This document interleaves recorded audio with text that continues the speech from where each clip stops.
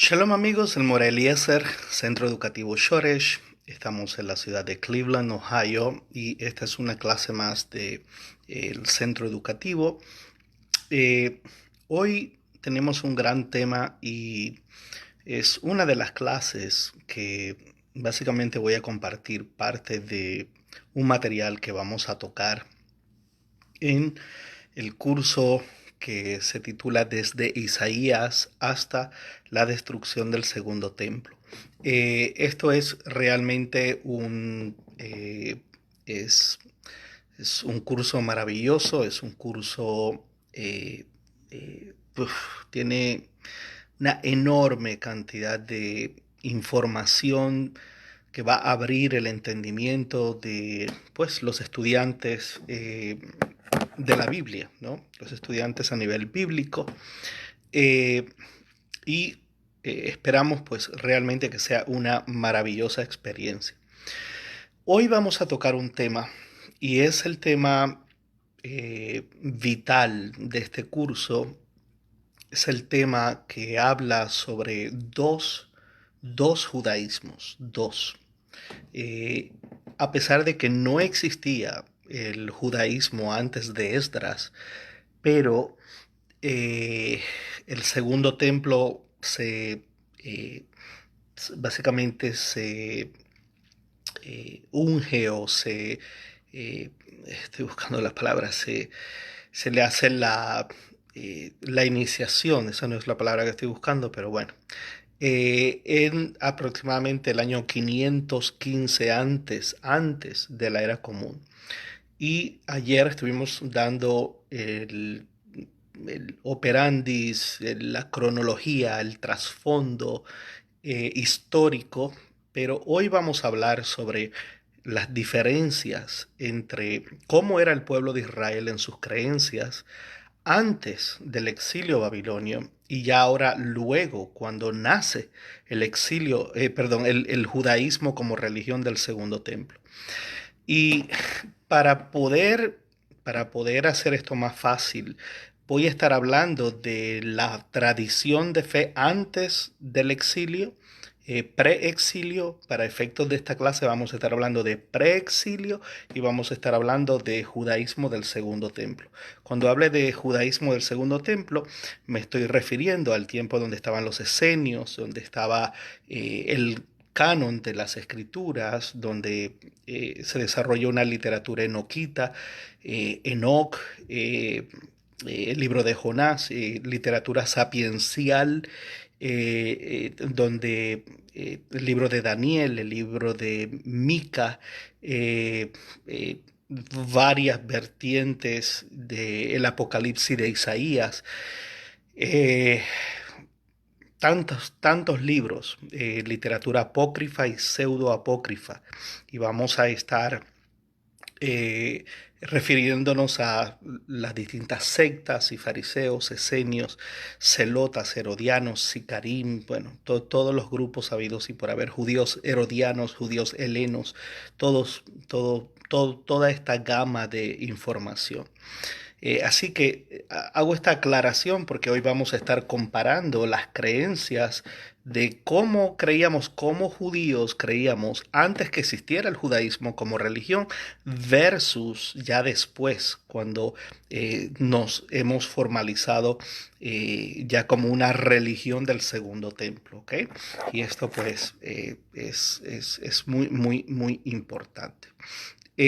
Así que veremos las profundas transformaciones entre estas dos expresiones, estas dos tradiciones de fe que mantuvo una unidad en un solo Dios, una unidad en una esperanza, en un concepto de un pacto bilateral, un pacto de padre e hijo, un pacto donde Israel es el mejor, el primogénito, y donde el Dios de Israel es este padre, es una relación de pacto.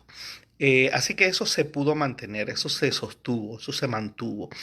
Pero luego vamos a ir entonces a las diferencias y las similitudes entre ambas, la religión del preexilio y la religión del segundo templo. Bueno, en el preexilio se le llamaba a la gente de Israel israelitas y eran israelitas. Y cuando fueron llevados por Babilonia, ayer dijimos que fue cerca del año 600 antes de la era común, donde se les empezó a llamar Yehudim y a la persona Yehudí, y se empezó a hablar del concepto del judaísmo. Pero bíblicamente, cuando llegaron desde Israel, fueron llevados la tribu de Yehudá y parte de la tribu de Benjamín, fueron llevados al exilio babilonio. Hasta ese momento pues se les conocía como israelitas porque venían de Israel, aunque antes de eso el reino se había dividido y estaba el reino del norte, conocido como Efraín o como Israel, y luego estaba el reino de Yehudá y teníamos esta división y cada uno tenía una capital, Jerusalén y Samaria, ¿ok? Pero no me refiero a eso. Cuando se llevaron de la tierra de Yehudá, todavía Babilonia no les llamaba Yehudim, sino que llamaban, bueno, estos son gentes de la tribu de Yehudá, de la capital del reino del sur de Judá, y eran considerados aún gente que venía de la tierra de Israel. Y era un concepto tribal. Esta gente pertenecían a tribus. Ahora, cuando regresen, no van, ¿qué se consigue? Sí, claro, claro, de eso vamos a hablar. Incluso, lamentablemente está en inglés la mayoría, pero también hay en español. Pero en inglés hay una Biblia que se llama The Bible, donde está toda la literatura apócrifa y pseudoapócrifa. Son dos tomos grandísimos donde está el Enoc sumerio, el Enoc etíope, perdón, que el Enoc sumerio, el Enoc eslavo, el Enoc etíope, los libros de Enoc, libro de Shoshana, eh, hay una enorme cantidad, el Isaías de Barak, de Abraham, el Isaías perdón, el Apocalipsis de Enoc, el de Barak, el de Abraham, el de Isaías, que son mucho antes que el Apocalipsis de Juan, ya después, que es a principios del siglo segundo de la primera, de la era común. Estamos hablando de esa literatura. Yo la tengo aquí, es parte del grupo, y se llama, la dividimos en literatura enoquita, porque es apocalíptica como el libro de Enoch, y dividimos el resto también en sapiencial, libro de Job, el libro, todo lo que sea libros de sabiduría de Salomón, toda esa literatura, más muchos otros libros que habían también, donde se hablaba y la gente creía mucho en estas cosas y la gente defendía mucho estas ideas de que Salomón había recibido un anillo y con ese anillo atrapaba a espíritus inmundos o a Shedim, y que con eso fue que se construyó el segundo templo y bueno, todo ese tipo de cosas. Así que, perdón, el primer templo, el templo de Salomón y bueno, tantas cosas, pero eso lo vamos a tocar profundamente en el curso. Por el momento, ambas religiones, la religión del preexilio y la religión que surge en el tiempo del primer siglo, la que vemos, el templo donde los cristianos ven a Jesús entrando al templo y donde el judaísmo habla de la gloria, este templo que Herodes después extendió y lo hizo una de las maravillas del mundo. Este templo que al principio, debido a que se construyó con dinero no del pueblo de Israel, sino con la ayuda del imperio persa, porque Ciro el Grande es considerado como una figura mesiánica, precisamente no solamente porque hace un decreto de que el pueblo retorne, sino que por otra parte da dinero dentro de su edicto, y luego viene Darío y Darío es quien hace esas cosas posibles. Pero por eso se habla de que la gente tuvo que venir después el profeta Ageo a decir que la gloria de este templo será, del templo que se ha de construir será mayor que la primera y todo. Y bueno, eso tiene un contexto como tal, lo cual no fue así.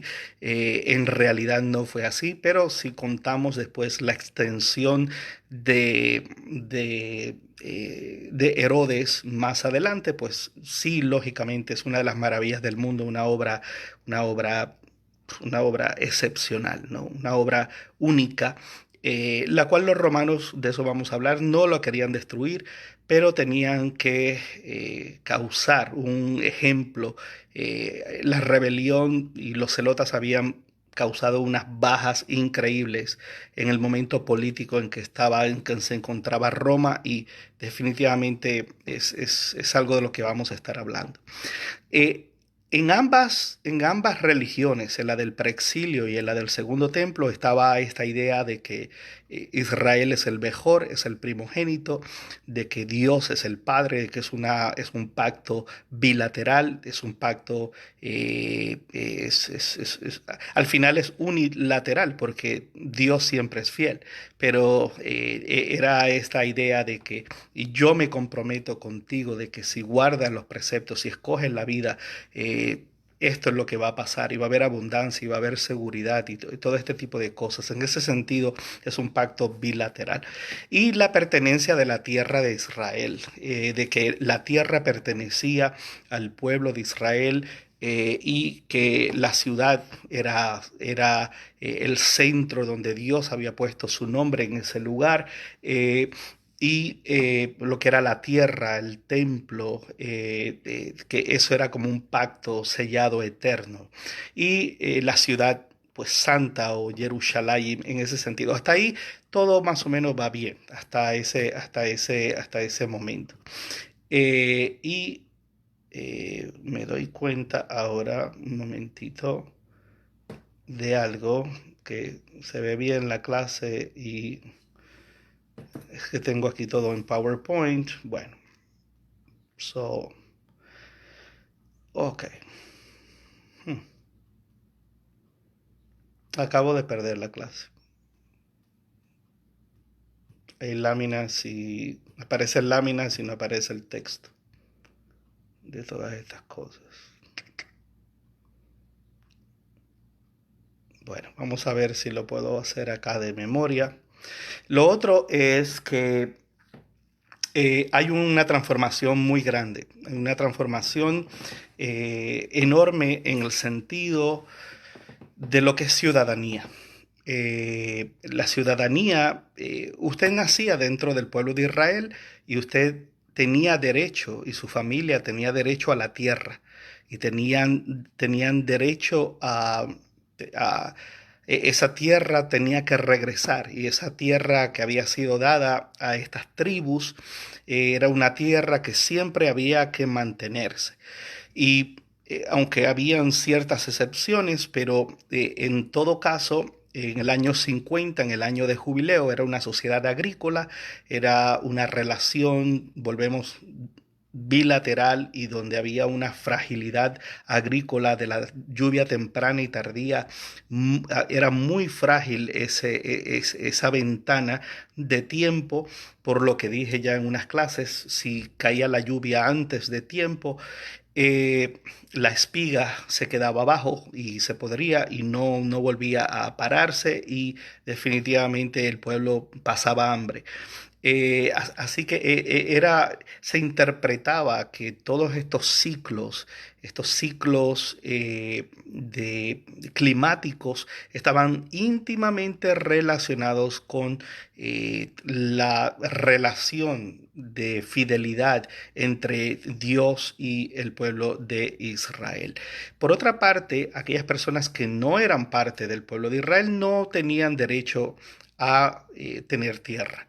Eso es antes del exilio. Antes del exilio, los extranjeros, dice, y esta ley será para ti y para el que vive contigo. Y en otras palabras, nosotros que guardamos el sábado, el Shabbat, el extranjero, el ger, o los gerim, vivían dentro de la tierra, pero tenían que someterse a la ley. No podían abrir y violentar en Shabbat mientras el pueblo no lo estaba haciendo, no, sino que esa ley tenía que ser para todos en ese sentido. Pero era un extranjero, era como en cualquier otro país. No tienen los mismos derechos gente de afuera y no había forma realmente de incorporarse. Por eso es que estas historias como la de Ruth y de Noemí son tan relevantes. Precisamente son inyectadas en el texto precisamente por lo que representan. Había una prohibición de casarse con mujeres de otros pueblos que no sirvieran al Dios de Israel. Por ende, más adelante vamos a ver cómo se soluciona esa problemática cuando se venía ya del exilio y cuando se estuvo viviendo en el exilio, que hubo asimilación. Y no solamente hubo asimilación, sino que hubo miles de matrimonios mixtos y por eso es que vemos la respuesta de Esdras en todo esto más adelante. Lo otro es que debido a que eso es en el exilio, en el preexilio, cuando todavía la gente estaba en la tierra de Israel, ahora que la gente ha terminado el exilio, el pre y el exilio, y nace en ese exilio va naciendo otro judaísmo, el judaísmo del segundo templo. Ya las tribus habían terminado. Ya básicamente, esta es una temática que mucha gente probablemente no estará de acuerdo conmigo por la tradición y por lo que representa para ellos, pero en realidad académicamente, si somos sinceros, si hablamos académicamente, una cosa es la tradición, hay inclusive rabinos que dicen que son descendientes del rey David y todo ese tipo de cosas. Bueno, yo esas cosas la respeto y me callo, pero académicamente el pueblo de Israel perdió su lengua, perdieron el derecho a la tierra en el exilio y aun cuando regresan, las tierras que habían sido distribuidas a las distintas tribus, todo eso se perdió y ahora precisamente Israel solamente estuvo por un periodo de los macabeos o los asmonios, por un cortito tiempo, unos cerca de 100 años, fue que tuvo un sistema inventado donde sacerdotes de la casa de los macabeos, los asmonios, se convirtieron en reyes y sacerdotes, lo cual usualmente estaba prohibido. Y ahí comenzamos a ver transformaciones muy fuertes, muy grandes, pero el pueblo, a fin de mantener la esencia de un sacerdocio, la esencia aceptaba estas cosas.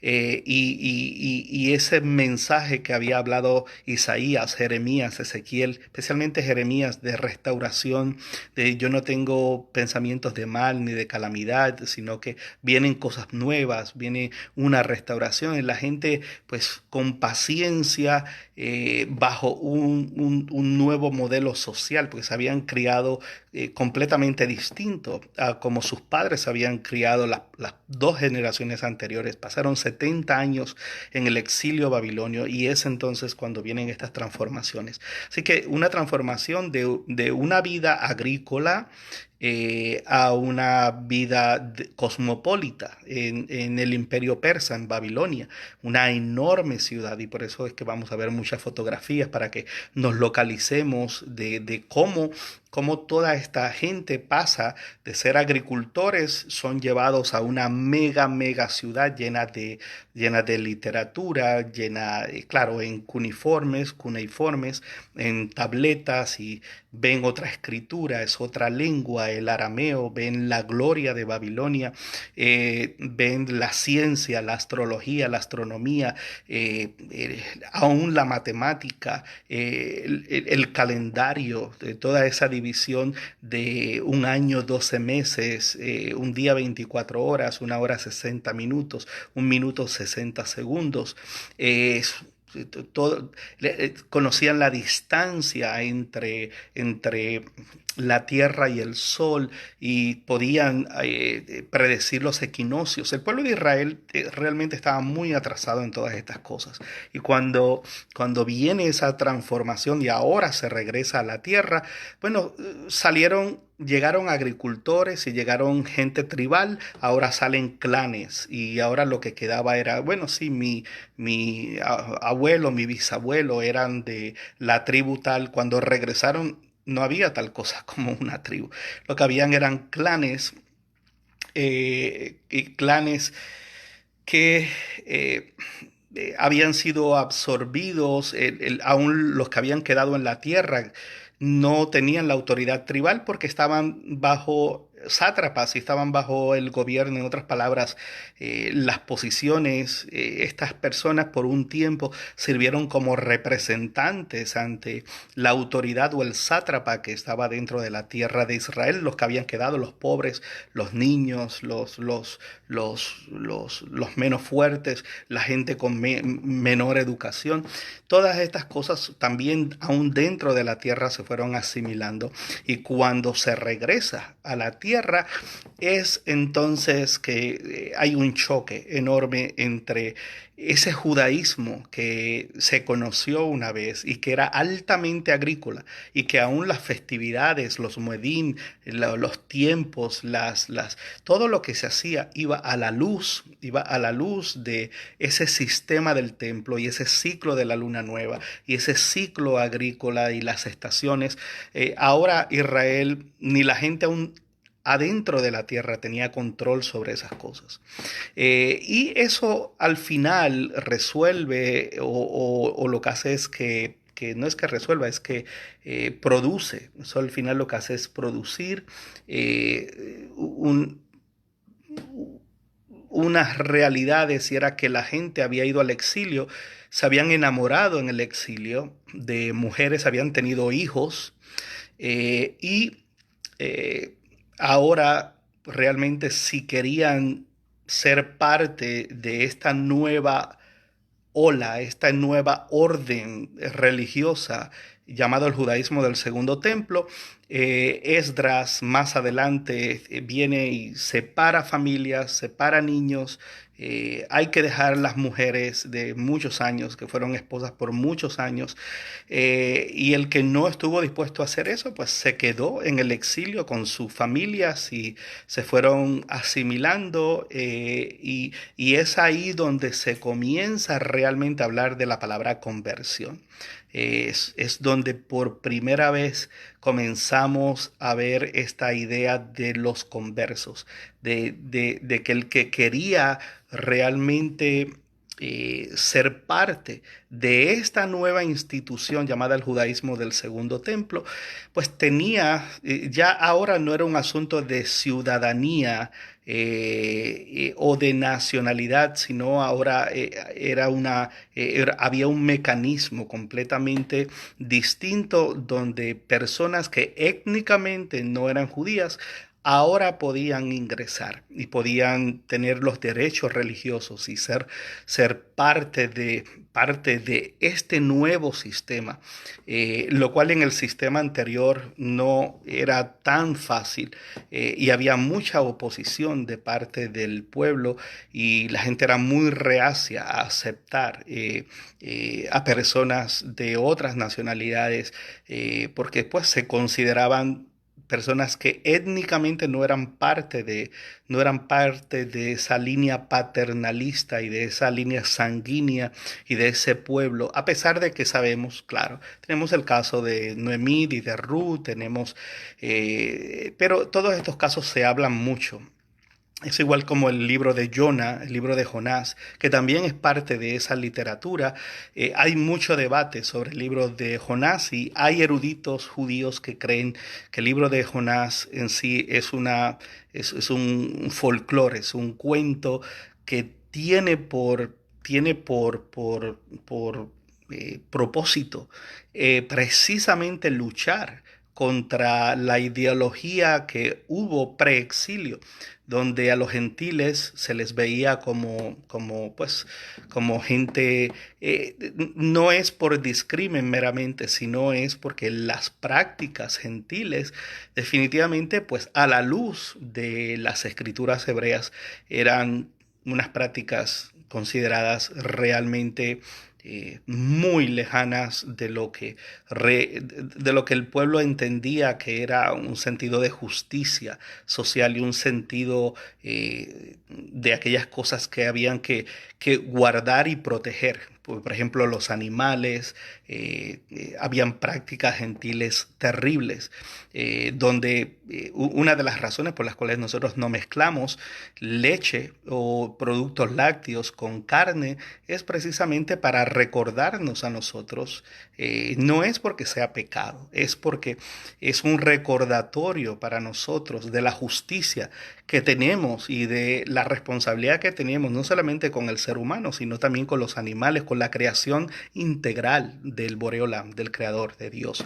Eh, Donde se tomaba la leche, se ordeñaba a la cabra, y se cocinaba el cabrito ahí mismo, se le quitaba y era algo muy cruel y ahí mismo lo mataban porque era una carne muy valiosa, era una carne muy tierna y ordeñaban básicamente a la cabra ahí apenas dando a luz y sacaban la placenta, lavaban el cabrito y esas prácticas para nosotros son terriblemente aberrantes y hay una concepción de los animales y de que nosotros somos mayordomos de la creación divina y todas estas transformaciones y todas estas cosas están ligadas al tema del matrimonio. ¿Por qué? Bueno, porque las mujeres de otras naciones tenían todas estas prácticas y tenían una cantidad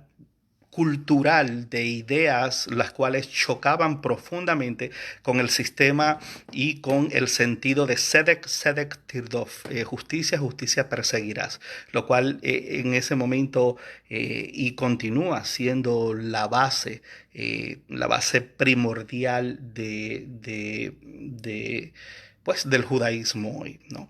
Uno le puede gustar mucho una mujer, pero si esa mujer es una mujer que come camarones, cerdo, pues esa es su cultura. Ella no va a entender lo que uno quiera decir como judío. ¿Qué significa eso para nosotros? No es que el cerdo sea malo, como dicen, ni los camarones, ni a veces la gente exagera las cosas y las quiere llevar a una hiperreligión, no, o hiperespiritualidad, sino es el hecho de lo que representa.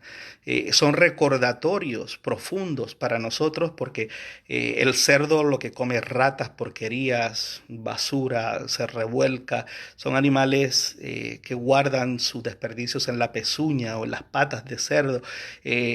Las cucarachas del mar, de los calamares, las langostas, saben ricas. Yo antes de ser judío me las comía y claro que saben ricas, pero recogen toda la basura del mar y básicamente es un recordatorio para nosotros como judíos de aquellas cosas que debemos de velar en nuestro ser, en nuestra vida, en la persona a la cual nos unimos, de mantener esa esencia de buscar aquellas cosas que van más hacia la justicia, hacia lo puro, hacia lo recto, humanamente recto, no necesariamente espiritualmente recto, sino socialmente recto. Hay mucha gente que no cree ni en Dios y son muy rectos y solo tienen un sentido de responsabilidad y de comunal, social, muy, muy elevado. Entonces, a veces confundimos una cosa con la otra y es por eso que tenemos que en esas cosas tener cuidado y ver precisamente por qué hacemos las cosas, entender por qué fuimos llamados a hacer estas cosas, sin caer en los extremos de que lo hacemos por religión, porque Dios dijo no. Esto tiene una razón de ser, eso tiene, detrás de todo esto hay mucho, mucho más que solamente una idea simplista de separación o de ascetismo, de separarnos del mundo y todo ese tipo de cosas. Nosotros, al contrario, no fuimos llamados a eso, fuimos llamados a hacer luz a las naciones, a ir a las naciones, a estar con las naciones, a vivir en medio de las naciones. Y es la única forma que podemos modelar y explicar a la gente las cosas que hacemos y por qué las hacemos. Lo otro, después de esa idea, eh, fue el hecho que la religión preexilio es una religión basada en sacrificios y en confesión. Esto es algo que el cristianismo eh, ha profundamente ha malinterpretado. Los sacrificios nunca removían la culpa ni nunca removían absolutamente nada. Es más, hubo un momento donde Dios le dijo al pueblo, a mí me apestan sus sacrificios y me apestan sus días de reposo y me apestan todo lo que hacen. ¿Por qué? Porque no había cabaná. Y cuando hacemos algo, no importa lo que sea, un deporte, música, lo que hacemos, y no hay cabana, la intención del corazón. Si no amamos algo, no lo hagamos, porque no hay sentido en hacer algo. Hagamos siempre lo que amamos, lo que es nuestra pasión hacer. Y ahí vamos a hacer lo mejor y vamos a dar lo mejor. ¿Por qué? Porque no es una carga, porque es realmente lo que para eso hemos nacido, para eso eso es lo importante. So, el concepto de lo que se llama viduí y de shuvah o teshuvah, teshuvah es retorno. Nosotros los judíos no tenemos una doctrina de arrepentimiento. El arrepentimiento es algo que es lógico que se da. Si quiero, lo que tenemos es retorno. Y para yo retornar a un lugar, primero tengo que haber estado en ese lugar. Eso es cuando me desvío de un lugar donde debo estar y me voy y lo que quiero es retornar.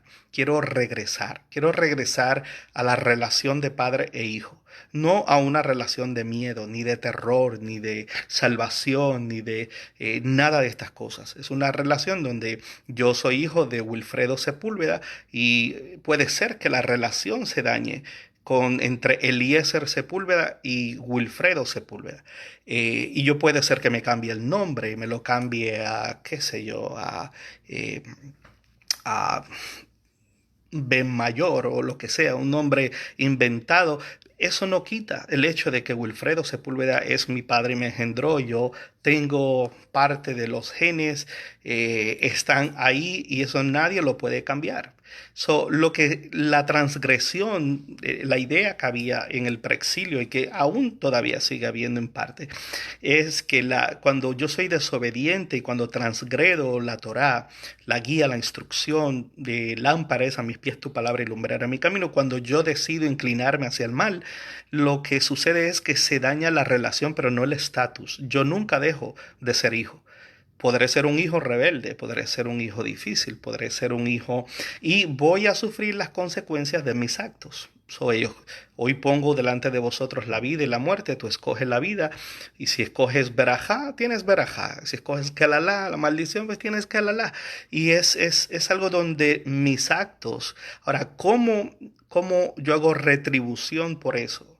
Bueno, reparando el daño 5 veces, una quinta parte, perdón, una quinta parte del daño que he causado a otras personas, pidiendo perdón en mi corazón, en mi conciencia, haciendo retorno. Y el retorno trae por sí viduí, trae un proceso. Y ese viduí, confesión, es donde públicamente yo acepto. Y lo que se hacía era que se ponía la mano derecha, por eso se llama jaf. Y el Bejor es la letra Jaf o Kaf, es la letra raíz de primogénito, precisamente porque el padre ponía la mano sobre la cabeza del hijo y transfería todos sus bienes y su autoridad a esa próxima generación. Pues básicamente se transfería al animal. No es que se transfería el pecado, ni se transfería la transgresión, ni esas malas interpretaciones a veces de la palabra hatat. Nosotros no tenemos un concepto de amartología, de pecado como lo tiene el cristianismo. Para el cristianismo, pues el hombre está destinado a ser malo. San Agustín de Hipona, el hombre es pecador por naturaleza, el hombre está fastidiado, el hombre no puede hacer nada, necesita que Dios mismo venga a redimirlo. El judaísmo no cree en eso, cree que Dios le ha dado al hombre libre albedrío y el hombre sí, por ser naturaleza, se inclina más al mal que al bien, pero que puede dominarlo. Eso fue lo que Dios le dijo a Caín. Le dice, el mal toca tu puerta y si tú le abres, entrará y te dominará, pero tú puedes conquistarlo. Es lo que dice la escritura. Es el hecho de que el hombre, inclusive estaba viendo un documental sobre Hitler, y Hitler, su, su pasión y su amor y su lado débil era una perra German Shepherd que tenía que se llamaba Blondie. Y él daba la vida por esa perra. ¿A qué es lo que quiero llegar? Que a veces tenemos ideas de personas y decimos, oh, eso es una persona maligna, eso es la encarnación del demonio, eso es, ahí no hay nada, no, siempre hay algo bueno, siempre está la chispa del bien en las personas, siempre cada persona, por más, siempre hay bien y siempre hay mal. Siempre tenemos la capacidad de hacer mucho bien y de hacer mucho mal. Bueno, esa idea de los sacrificios era una idea de que la razón por la cual se sacrificaba un animal no era para transferirle al animal la culpa, como a veces uno escucha de parte de los cristianos, no. Era un recordatorio que todos nuestros actos, alguien va a salir perjudicado. Y un animal inocente que no tiene culpa, que no tiene absolutamente nada que ver con mis acciones, ahora va a pagar las consecuencias. Y eso es para que haya un recordatorio en mi persona, haya un recordatorio de decir que cada vez que yo me inclino hacia dañar a una persona, hacer algo que no, que sé en mi conciencia que no es correcto, eso precisamente no solamente va a dañar a un animal inocente, sino que va a dañar a personas. Y nuestros actos, nuestras acciones dañan a muchas personas, no solamente a una sola persona, no solamente me dañan a mí, dañan a una multitud de personas. Una cosa va afectando a la otra y al final todo se forma un snowball effect. ¿Ok? Así que eso es muy importante. Esa era la idea del preexilio. Y en el momento que ya no hay templo, la pregunta es, entonces, ¿qué sucede? ¿Qué sucede si no hay templo? ¿Qué sucede si ya ese sistema no tenemos forma alguna de hacerlo? Bueno, hubo una transformación. Lógicamente, si no hay templo, hubo una transformación en el exilio babilonio y Oseas nos habla de que ahora sacrificamos el sacrificio de nuestros labios y esto lo que vino es a cambiarse, a transformarse en un sistema de meditación y de introspección, en un sistema donde me sumerjo a través, una de las cosas que se fue dando en el exilio con Esdras fue precisamente los soferim, o lo que llamamos los escribas, y la intimidad con el texto bíblico y el desarrollo de liturgia, el desarrollo de rezos, como lo es lo que llamamos, lo que se llamó Hatefilá, que hoy se llama la Amidá o Shmones Rey, las 18 bendiciones más las 19 minim. Estas primeras oraciones que encierran el anhelo profético de Isaías, Jeremías, Ezequiel, de la restauración del siervo de David, de los jueces, del templo, de los sacrificios. Todo ese tipo de cosas fue convirtiendo en un proceso verbal y un proceso del corazón, un proceso de Kavaná, donde ahora la confesión, no los sacrificios de animales, la confesión y la introspección, la meditación, el estar en contacto con las escrituras como una vía, como un medio de instrucción para la vida, lo que llamamos la Torá, que viene de el Shoresh, Yará, que significa dirigir un objeto hacia un blanco. Entonces, en ese sentido, hay una transformación. en la adoración y en el concepto de cómo ahora me relaciono, cómo ahora estando en el exilio sin templo, preexilio, cómo ahora solucionamos este vacío. Porque la necesidad sigue igual. Somos hijos, somos el mejor, Dios es nuestro Padre, estamos en el exilio y cuando somos castigados, es que viene un tiempo de introspección, viene un tiempo de decir, wow, a lo mejor yo lo hice mal, a lo mejor sí, y comenzamos a considerar cosas que cuando estamos en el fogueo de las situaciones no consideramos. Ahora comienza un proceso religioso y espiritual distinto, donde la Torá ahora es escrita en el corazón. Y eso es lo que Jeremías está diciendo en el capítulo 31. Está diciendo, llegará un día donde la casa de Judá y la casa de Israel, debido a que sus padres invalidaron mi pacto, yo hago un pacto renovado, un pacto nuevo, y ese pacto nuevo está en la conciencia, está en el corazón.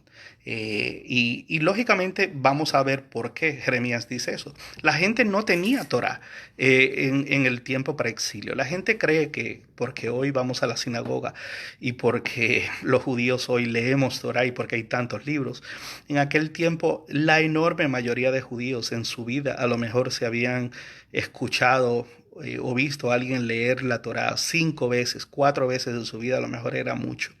Era otro sistema, no era un sistema de oración, no era un sistema, pero Daniel oraba, sí, pero el libro de Daniel fue escrito, es el último libro realmente que es escrito dentro de las escrituras hebreas, aunque Mica es el último que se pone, pero realmente el libro de Daniel es del 160 al 165 antes de la era común y nos presenta una historia de un hombre que vivió en el exilio babilonio, pero no fue escrito el libro por él. Entonces, por eso es muy, muy importante estas cosas. La gente desarrolló salmos, himnos, y todo era cantado, todo era verbal, no había un sentido de oración, a menos que pasara algo muy fuerte, la gente tuviera una necesidad, entonces la gente a través de los salmos, y por eso es el ejemplo de David. David es ese elemento, y la casa de David con los salmos, con los tejilim, es ese elemento que sostuvo la espiritualidad en ese sentido dentro del pueblo preexilio. Y aún el día de hoy, con tanta religión que hay, con tanto, sin embargo, los salmos, los cabalistas usan los salmos, los conservadores usan los salmos, los racionalistas maimonianos usan los salmos. Todo, la liturgia 92, Tov, Tov, Tov, Lehodot, Ladonai, Salmo 92 y un salmo del día del Shabbat y Mismor le Shabbat, todos son salmos. ¿Por qué? Porque eso realmente tuvo un súper impacto en ese sentido y esa necesidad de expresar espiritualidad. Pero no teníamos rollos de la Torah. Antes de Esdras, Esdras es el escriba mayor y es el padre de los escribas. Y es precisamente uno de los cambios más transformadores que realmente presentan las bases para el próximo judaísmo que va a venir, que es el rabínico, es precisamente los textos y las escrituras fieles de los textos y todo esto, claro, estoy hablando desde Esdras hasta el texto masoreta, es que tenemos aproximadamente unas 4000 normas y reglas para hacer un Sefer Torah y no todo el mundo lo puede hacer, tiene que ser un sofer certificado y hay una enorme cantidad de estándares que hay que pasar, así que eso es muy importante. Se mantuvo una adoración de rezos colectivos, de música, de cánticos en el contexto del templo, pero no a nivel individual. Y no habían libros ni extensas oraciones, el pueblo colectivamente conectaba por medio de los muedín o de las fiestas, las citas establecidas en la Torá, en Vayikra 23, y en la cosecha y sus ciclos. Eran más que todo festivales, eran festivales, no era lo que hoy la gente, los mesiánicos y toda esa gente, y lo ponen como si fuera, y se visten de colores blancos y platas y tocan trompetas y 20.000 cosas. No, eso se daba en el templo Y aparte de eso, era una vida normal, no era una vida de mucha espiritualidad en el pueblo de Israel. La gente cree que era así, pero no era así. Esos son más que todos romanticismo e ideas, precisamente cuando leemos los salmos y vemos, precisamente por eso es que David se considera un hombre de acuerdo a mi corazón, dice Hashem, porque es un modelo, precisamente un modelo que se salía del montón del populacho, de la población, del grueso. Y era una representación de que en los momentos que había que clamar, en los momentos que había ciertas necesidades, pues la gente cantaba estos salmos. No necesariamente el estudiar los salmos es algo maravilloso porque muchos de ellos no estaban ni tan siquiera escritos y la gente la gente los sabía, de estos cánticos. Y la literatura de los salmos, los poemas, de todas las estructuras de las estanzas, era un mecanismo de memorización, era un mecanismo de poder transmitir esa tradición espiritual y de este modelo de un rey y de una dinastía, ¿no? Así que tengo que avanzar un poquito porque tengo demasiado material. Las diferencias, lo otro es acá que se comienza a hacer el texto y estos textos se me fue acá. Estoy dando todo esto casi de memoria porque se fue gran mayoría de bueno, es básicamente cuando hay una transformación en el segundo templo, hay una transformación muy, muy grande, donde ahora nos convertimos en la gente del libro, nos convertimos más adelante los escribas van a ser las personas que toman el lugar de los profetas en el segundo templo. Y por medio de su erudición, por medio del estudio constante de estos textos, es que entra en ese judaísmo del segundo templo la idea que la palabra, que el conocimiento de la Torá, que el conocimiento de los Nevi'im, que el conocimiento de toda esa literatura sapiencial que se va desarrollando en el segundo templo, el estudio profundo de todas esas cosas es lo que empieza a causar una transformación en el pensamiento, en las acciones, en las intenciones de los judíos. Y que eso es la verdadera adoración. Cuando hay acciones que son ejemplares de lo que realmente hay dentro de nosotros, de, eh, de querer hacer bien, de querer hacer las cosas con amor, de amar al prójimo, pero todas esas cosas salen de la interpretación del texto, salen y es ahí donde pasamos de profetas o Nevi'im, pasamos a Soferim, pasamos a la importancia de los escribas que da a luz a los fariseos. Las escrituras y la interpretación y las percepciones teológicas que vamos a ver en el curso tienen que ver precisamente que esas son las bases. Primero se conocía el texto y el texto, en el estudio profundo del texto, eso es lo que después hace el protorrabinato, que son los pares, los sugot, y luego los repetidores, los tanaim, y hay una tradición no solamente halágica o legalista, sino también hay una tradición de espiritualidad y teológica en medio de todo esto. En relación al bien y al mal, a recompensa y castigo, lo que en inglés llamamos theodicy, el entendimiento humano sobre Dios. La administración de justicia de parte de Dios se comparte en ambas expresiones religiosas, donde Dios castiga al malvado y recompensa al justo, pero estas posiciones eran sometidas a gran escrutinio. Había, vamos a ver, distintas pasajes dentro de las Escrituras que por un lado nos habla de quién pecó, este o sus padres, y por otro lado nos va a decir el padre no será responsable de las transgresiones de los hijos y los hijos no serán responsables de las transgresiones de los padres. ¿Cómo explicamos estas cosas? ¿Cómo las reconciliamos? Porque son de dos judaísmos distintos. Estamos hablando del preexilio y luego por las circunstancias hay un repensar teológico de todas estas cosas, porque las mismas circunstancias, como lo vamos a ver y como lo fue en el en el tiempo de los Macabeos y en el libro de Shushana o Shoshana, vamos a ver esos cambios muy fuertes.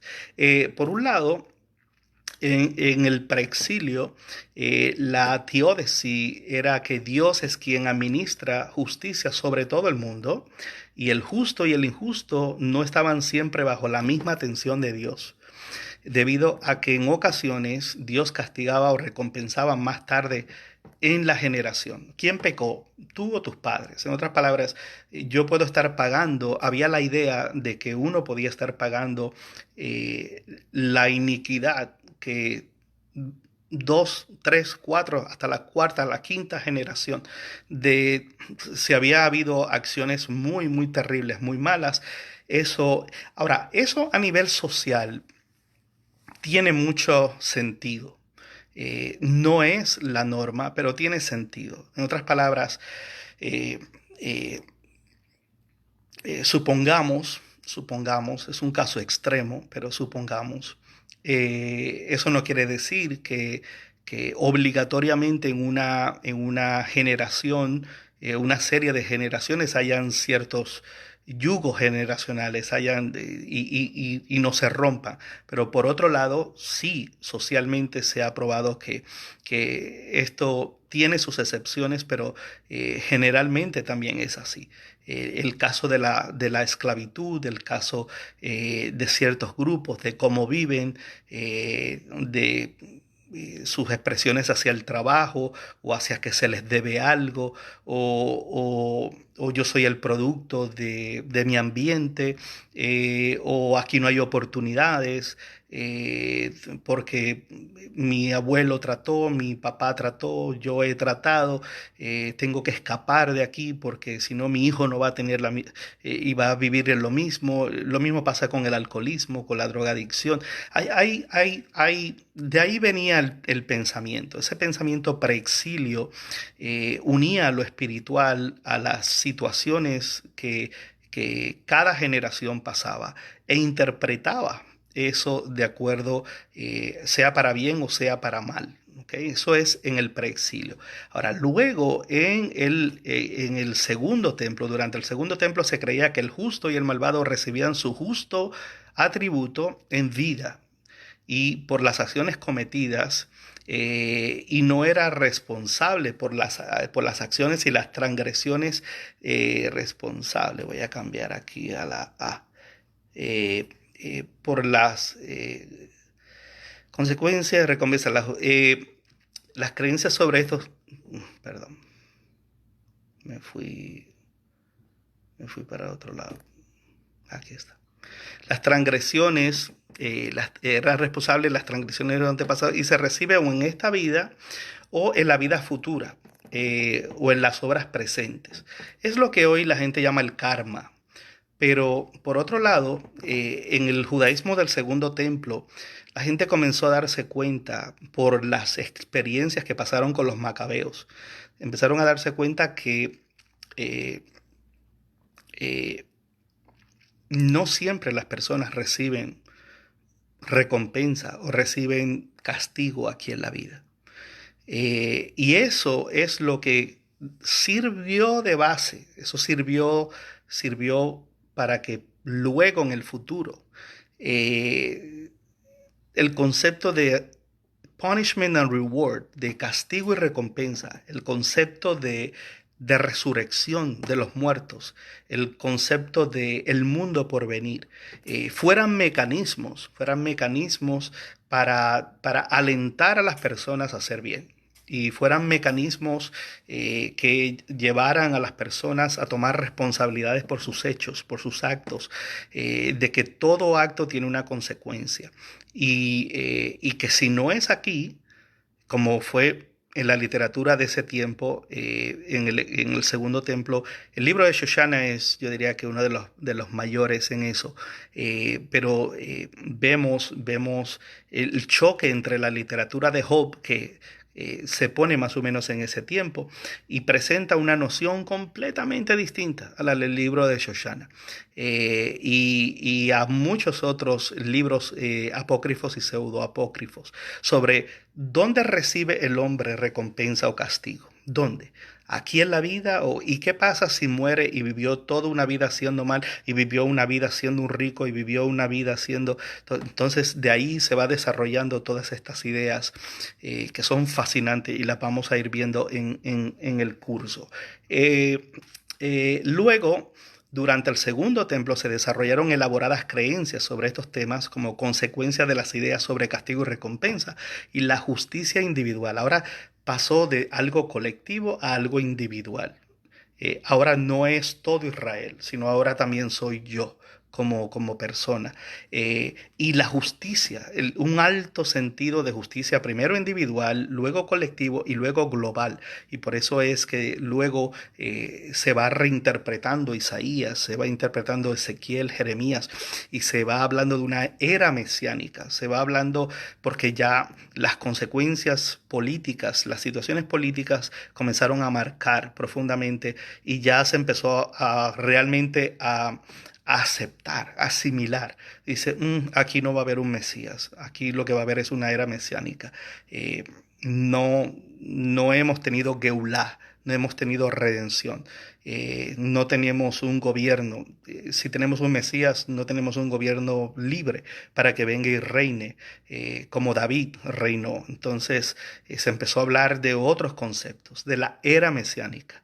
Lo cual no necesariamente era hablar de un individuo como Mesías, y de un sentido de mesianología global, que saldría precisamente del ejemplo de Israel, ¿no? Hasta que llegara la figura mesiánica.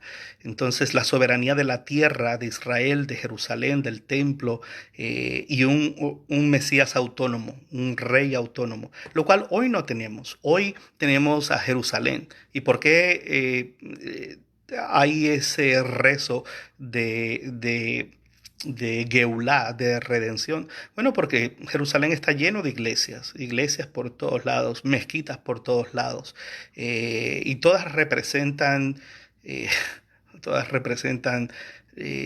lo que es más terrible para el pueblo judío, en el sentido de la idolatría o en el sentido, y es en plena ciudad, es en pleno, todo el mundo quiere un pedazo de ese lugar. Todo el mundo quiere decir, no, dice, mi Mesías nació aquí, fue crucificado aquí, vino acá. El judaísmo, el Islam hizo muros y puso un cementerio para que ninguno de los dos Mesías pasara, que es lo que se llama frente a la roca de Omar, que es una mezquita.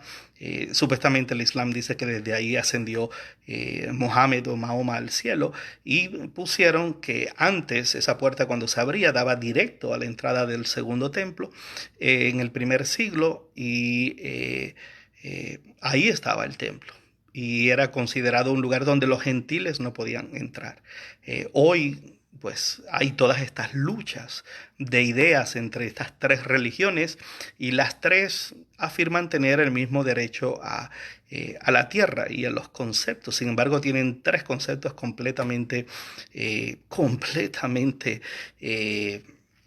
eh, eh, distintos, separados, ¿no? de todas estas ideas.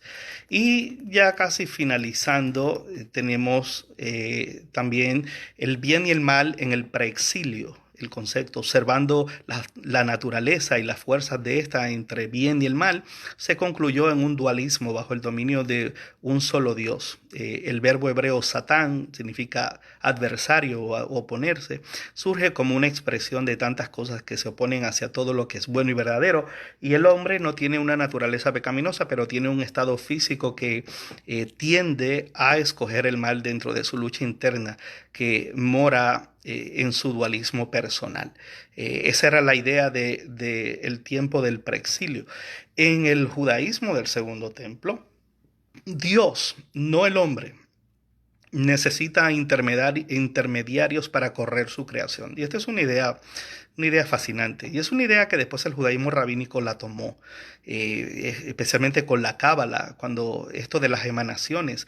La pregunta es, el Ein Sof, el infinito. Si no puedo conocer a Dios, como decía Maimónides, que es algo arrogante decir que conozco a Dios, y a la misma vez los cielos cuentan la gloria de Dios y el firmamento anuncia las obras humanas, ¿cómo reconcilio estas ideas?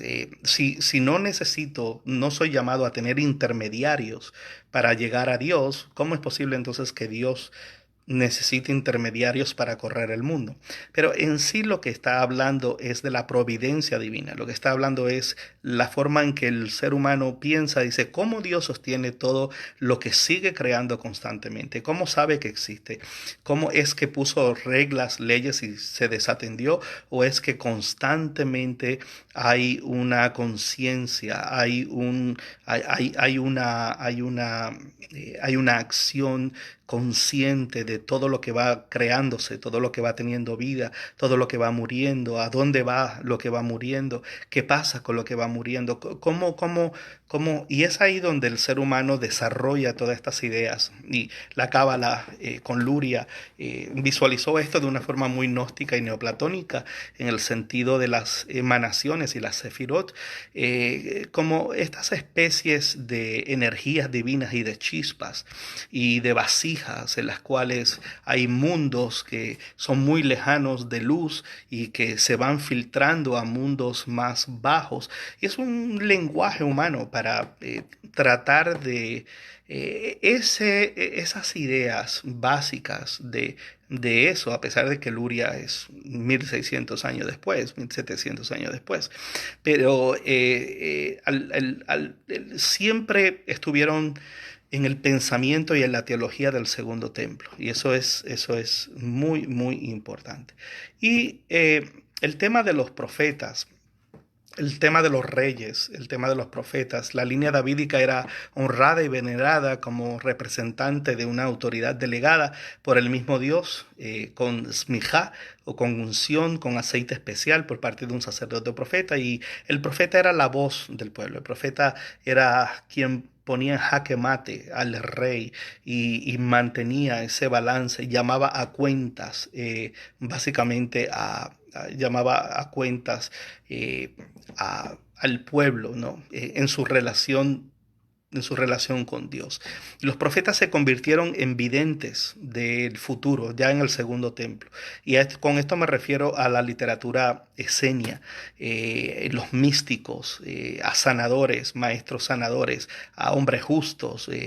Tenemos en la literatura enoquita y en la literatura de los esenios, tenemos a el maestro de justicia y al sacerdote de iniquidad. Y vemos que habían reglamentos y que había la veneración de estas personas. Eso muy distinto a lo que fueron los profetas en el tiempo del preexilio. Los escribas, por su directo contacto y devoción con las escrituras, ahora son respetados como fuentes de sabiduría y dirección espiritual por su erudición en las escrituras. Sustituyen el carisma del profeta y el linaje del sacerdote. Y entonces, por eso los fariseos y los escribas estaban constantemente unidos, porque una cosa apoyaba a la otra. La canonización de las escrituras en el exilio. Bueno, no había acceso a las escrituras en forma individual. No era como hoy, que oh, voy a comprar un Humash, o voy a comprar una Torá, o voy a comprar... No, tal cosa no existía de esa forma. El pueblo dependía más de una tradición oral que de una escrita. Las personas no tenían acceso a un lugar como la sinagoga para estudiar los textos. El aprendizaje era oral, salmos, cantos, himnos, rituales. No existía un sidur, que significa orden escrito litúrgico. Así que era un asunto más de escuchar y de hablar y de cantar y de aprender algún cántico, algún poema que reflejaba algo de lo que encerraba la esencia y usar eso para un sentido de espiritualidad. Por el contrario, en el judaísmo del Segundo Templo, la religión se le llamó la religión del libro, del Tanakh. O el Tanaj, Torah, Nevim y Ketuvim. Y este es el periodo donde se crea la Biblia, el canon, que significa vara de medir, y una profunda devoción a la interpretación de esos escritos, a una veneración a su contenido, un profundo estudio y estudiando Torah. Estudiando Torah, entonces, es que se mide en esa acción. Es igual que hoy. El judaísmo rabínico, eso preparó las bases para lo que el judaísmo rabínico hoy cree sobre eso. El judaísmo rabínico en sí lo que afirma es que si soy un hombre de Torah, pues soy un hombre que va por el buen camino, es un hombre que tiene musar o que refleja en su vida, refleja pues una moralidad, virtudes, una justicia hacia los demás. Y eso es básicamente lo que se encierra dentro de esa idea del estudio de la Torah. Hemos comparado la teología, los reyes, bueno, hemos comparado tantas cosas entre el preexilio, en su visión de Dios, de castigo y recompensa. Nos falta ver temas como la resurrección y cómo fue evolucionando. El mismo tema de castigo y recompensa fue evolucionando. No hemos hablado nada del concepto de qué tenía el pueblo, qué creía sobre lo que hoy se habla así de una forma tan rápida y se dice, oh, la Neshama, el alma. No, señores, eso no es. Hoy en los medios de Facebook se habla así de una forma tan rápida, como si eso fuera así, cuando en esencia nosotros no tenemos un concepto ni de pecado original ni de alma. Y dice, oh, pero ¿cómo usted va a decir algo así? La Neshama. No, hay mucha tendencia gnóstica, neoplatónica, cabalística, y en ese concepto que es parte de nuestra tradición sí lo hay, pero a la hora de la verdad, cuando lo vemos desde el punto de vista académico y de la eh, lo vemos en el desarrollo teológico, desde el preexilio, desde el judaísmo del Segundo Templo y el cambio de ahí, que ahora es lo próximo que vamos a tener que hablar.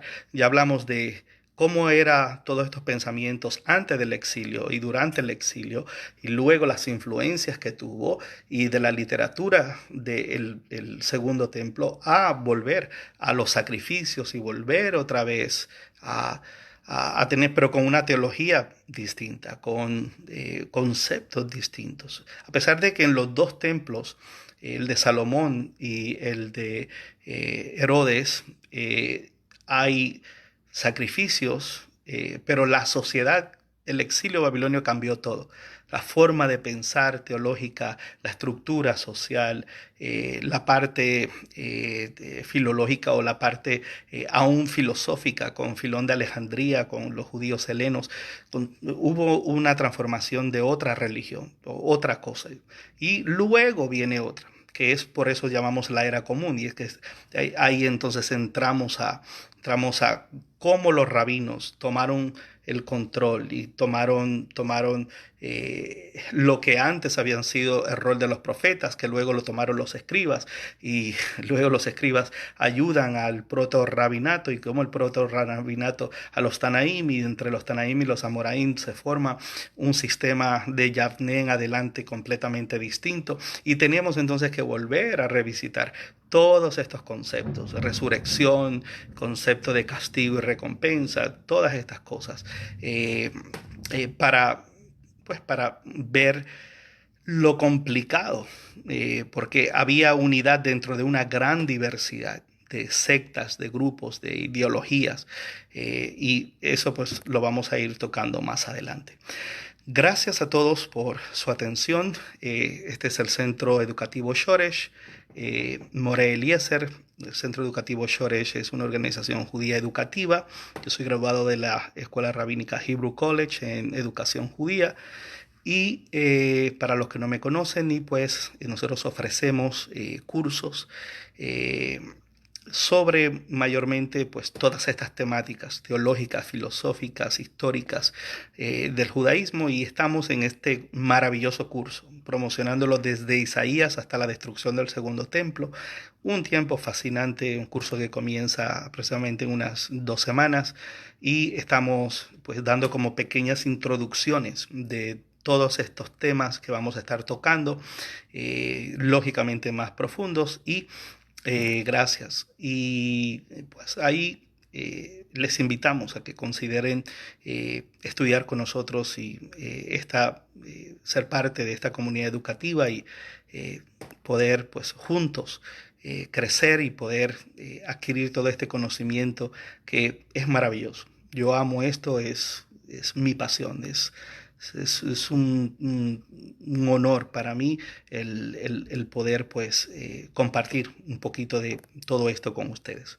Un abrazo para todos, shalom, esperando pues que Baruch Hashem podamos tenerles también mañana con nosotros. Recuerden nuestro canal de YouTube, donde todas estas clases tenemos una gran cantidad de videos. El canal es el canal del Centro Educativo Shoresh. Centro Educativo Shoresh, van a donde videos, y ahí pues aparecen básicamente las clases diarias que estamos dando sobre todas estas cosas.